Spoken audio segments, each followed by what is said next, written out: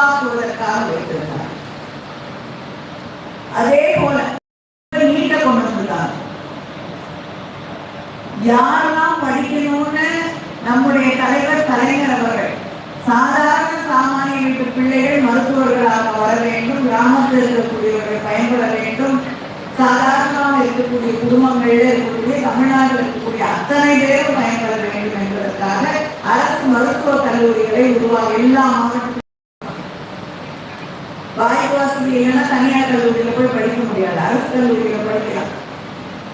அதை உருவாக்க வேண்டும் என்று கனவோடு உழைத்தவர், பல மாவட்டங்களில் உருவாக்கி காட்டியவர் நம்முடைய தலைவர் கலைஞர் அவர்கள்.